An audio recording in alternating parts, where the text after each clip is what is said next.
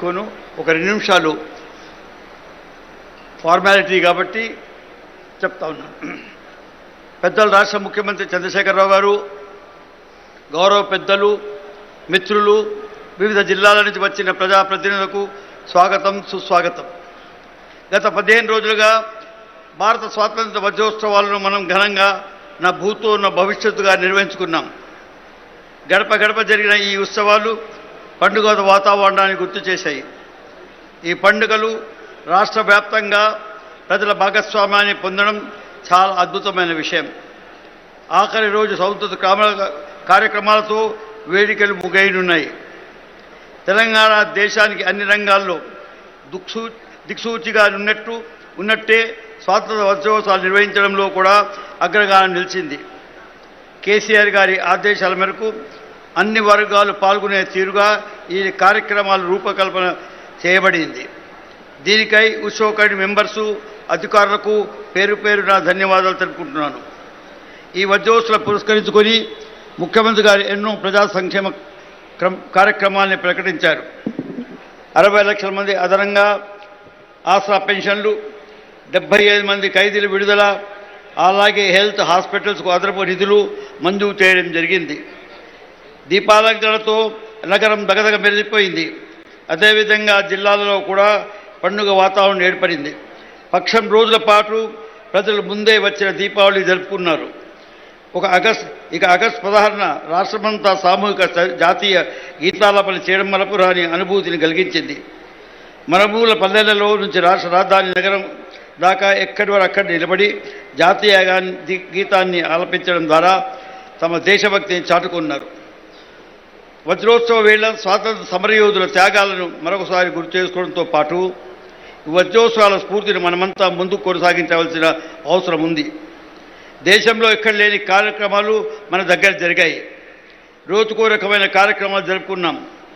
Freedom ర్యాలీలు, మొక్కలు నాటే కార్యక్రమాలు, స్వచ్ఛత కార్యక్రమాలు, రక్తదాన శిబిరాలు, ముషాయిరాలు, కవి సమ్మేళనాలు, నాటిక పోటీకలు, ప్రదర్శనలు, బుక్ ఎగ్జిబిషన్, వివిధ రకాలైన సాంస్కృతిక కార్యక్రమాలు నిర్వహించుకున్నాం. పాఠశాలలో విద్యార్థులు వ్యాసరచన పోటీలు, ఫ్రీడమ్ కప్ ఆటల పోటీలు మొదలైనవి నిర్వహించి వారికి బహుమతులు అందజేశాము. ఈ కార్యక్రమంలో పాల్గొన్న వారందరికీ ధన్యవాదాలు. ముఖ్యంగా అలోక్య, వైష్ణవి డాన్స్ గ్రూప్లకు, వార్సిని బ్రదర్స్కు, దీపికా రెడ్డి గారి గ్రూప్కు, మరి నేటి స్టార్ పర్ఫార్మర్ శంకర్ మహాదేవన్కు ధన్యవాదాలు. అదేవిధంగా ఇంటింట జాతీయ ఎజెండా పంపిణీ చేసుకున్నాం. ప్రజల్లో జాతీయ భావాన్ని పెంచడంతో వజ్రోత్సవ వేడుకలు ఎంతో దోహదపడ్డాయని చెప్పడంలో ఏమాత్రం అనుమానం లేదు. ఇంత పెద్ద కార్యక్రమం విజయవంతమైందంటే కారణం ముఖ్యమంత్రి గారి సంకల్పం, మరి ప్రజల భాగస్వామ్యం అని చెప్పడం ఎలాంటి అనుమానం లేదు. నిజం చెప్పాలంటే ఈ కార్యక్రమాలన్నీ క్షుణ్ణంగా రూపొందించింది ముఖ్యమంత్రి గారే. రోజువారీ కార్యక్రమాలను, వాటి తీరుతెన్నులను సూచించింది కూడా వారే. ఈ ముగింపు కార్యక్రమానికి తుది రూపురేఖలు అందించింది, తీర్చిదిద్దింది కూడా వారే. కాబట్టి వారు చేసింది ఏమన్నా పొరపాటు జరిగితే ఆ బాధ్యత నాది. ఈ పుణ్య వేడుకలకు నన్ను అధ్యక్షుడిగా నియమించినందుకు ముఖ్యమంత్రి గారికి నా హృదయపూర్వక ధన్యవాదాలు. దేశభక్తి ఒక్కరోజుకు పరిమితమయ్యే వేడుక కాదు, ఇది జీవితాంతం ఉండే వేడుక. ఏకత్వంలో భిన్నత్వం చూడగలిగిన వాడే నిజమైన దేశభక్తుడు. ఉత్సవాల సందర్భంగా దేశభక్తిని ప్రదర్శించిన తెలంగాణ సమాజం ఇదే ఒరవడిని కొనసాగించాలని మనస్ఫూర్తిగా కోరుకుంటున్నాం.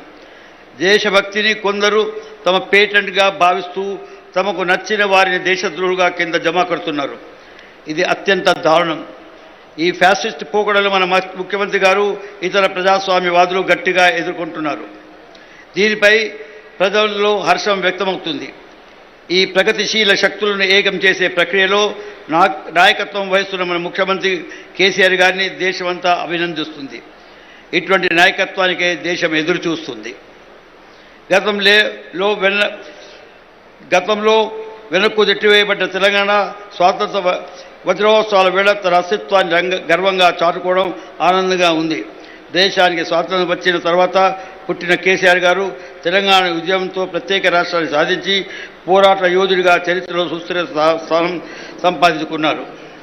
రానున్న రోజుల్లో తెలంగాణ మరింత అభివృద్ధి సాధించి దేశానికి మార్గం చూపే రాష్ట్రాలుగా అవతరించాలని వజ్రోత్సవాలు ముగుస్తున్న సందర్భంగా కోరుకుంటున్నాం. ఈ వజ్రోత్సవ వేడుకలను విజయవంతం చేసిన ప్రజలందరికీ మరోసారి అభినందనలు తెలియజేస్తూ ముగిస్తున్నా.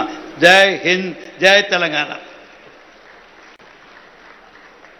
ప్రభుత్వ సిబ్బందిని ముందుండి నడిపించిన ముఖ్య కార్యదర్శి సోమేష్ కుమార్ గారిని మాట్లాడవలసిందిగా కోరుతున్నాను.